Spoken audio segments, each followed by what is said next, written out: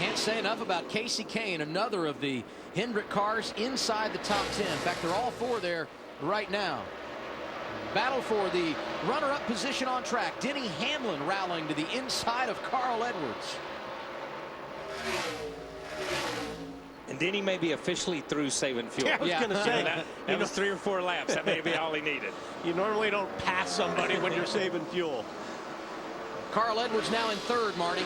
And he is one guy who cannot make it all the way on fuel. They will have to pit again. Here's the debate on the radio between he and Bob Osborne about when to do that pit stop. So like hell now, just come to pit road, do a splash and go. It's just hard to start a run.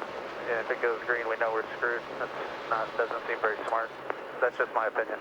Yeah, 10-4. 10-4. I don't think it's smart to give it up now and start 22nd and hope for a caution. So that was the big debate. Do they give up track position when they were under caution, then take on 4 tires and go all the way back to 22nd? Bob Osborne thought if we do that, our best bet is to get back to 15th, and that's just not good enough. Well, that's what I would have done if you're not going to make it on fuel. Yeah, and that's exactly why wouldn't you do that? And you heard it in Carl's voice. That's not very smart for us to just come up here and run and then give it all up with 5 laps to go. I'd rather put me in that position with 50 laps to go and let me get back what I can. Absolutely. And I think that's the way Carl's looking at it. But there's 2 totally different opinions right there, and you heard it on the radio. Bob looked at it one way and Carl looked at it the other way.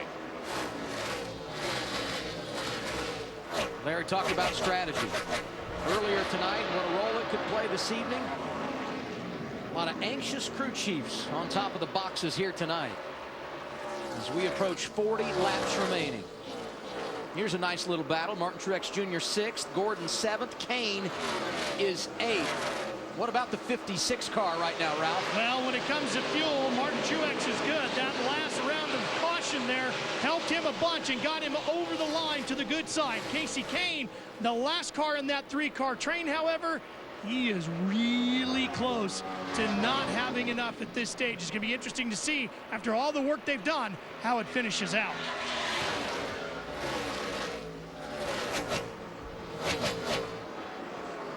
Just up in front of this group, Dale Earnhardt Jr. Strong race car in practice yesterday. Started inside the top 10. Jr. right now in 5th. Right behind the championship leader, Matt Kenseth. As always, we'd love you to be a part of the fun here at NASCAR on TNT. It's twitter.com/#NASCAR. And this from the 88 camp. Letarte telling Dale Jr., run as hard as you can. I think we're good enough on fuel. That's good to hear as a driver, isn't it?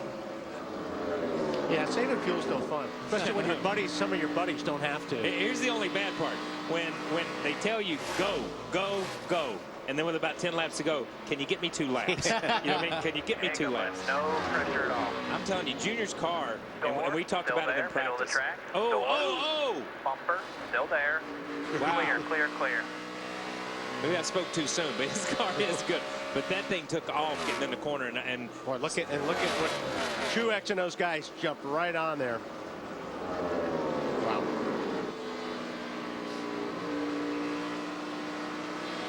Now Brad Keselowski leading this race. He's got 2 wins already this year, and there are a number of drivers in the garage area rooting for him to stay in the top 10 in the standings, because he's got those 2 victories. The last thing those drivers outside the top 10 want to see that have a win is him to drop out and take one of those wild card positions away.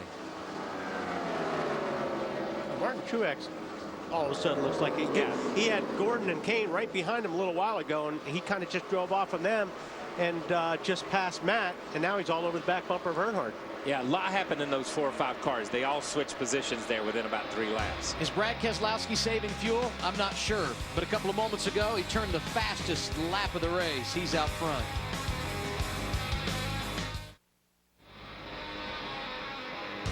Back at Kentucky, and now we go inside the NASCAR Sprint Cup Series, brought to you by the Sprint Cup mobile app and truly unlimited data on the Sprint Cup network.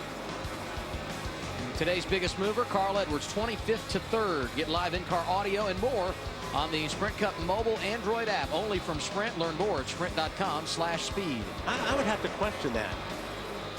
I think Casey Kane should be the biggest mover today. Yes. Yeah, but Casey Kane had a better starting position, even though he That had didn't to mean drop. anything to me. But he moved the most. Maybe he's passed the most cars. Oh, we're he's changing, definitely we're passed the most changing the cars. rule. We're Okay. changing the rule. He has definitely passed the most cars. I'm glad you guys are so passionate about that. Brad Keselowski on point. He last pitted at lap 208. Put a big question mark on them in regard to fuel mileage. Let's listen in. What I live for, man. 27 to a 34. Hope you're saving. Fastest car on the track right there. I want to go fast, Joey. Yeah, I know you do.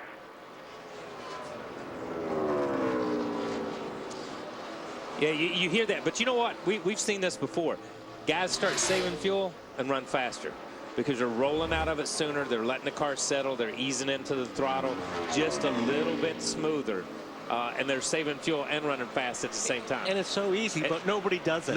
It's hard to get your head wrapped around that. On that last restart, Jimmy Johnson had some tough times on track. What's the status now, Matt? It appears he just had debris on his tires on that restart. He has settled back in, trying to make some headway and get back up toward the front. Greg Biffle, another challenger, thought he had a flat tire as well. He hit pit road. Turns out his right rear wasn't flat. Now he's all the way outside the top 20. But that's the thing with Kim. He lost 6 seconds right there. Yes. You know, trying to figure that tire issue out. You know, he was up there running for the lead, and just that, well, I'm not sure if I got a flat or not, and the driver kind of feels it out. He lost a lot of time. Kyle Busch starting to work his way back to the front, Chris. Yeah, prior to that last caution, he was running in the top 5, but they came to pit lane 4 different times during the caution trying to fix that broken shock. It was a right rear shock that was broken. Took him 4 times to pit lane to get a new one on the car. He fell back to 19th, up to 14th now, but that 18 car still not as strong as it was early in this race. Just around the 42 of Juan Pablo Montoya. Give a call to that team. They struggled a lot here over the weekend, but he's inside the top 15. Brad Keselowski, he's been in this situation before. We'll go back in time when we return to Kentucky.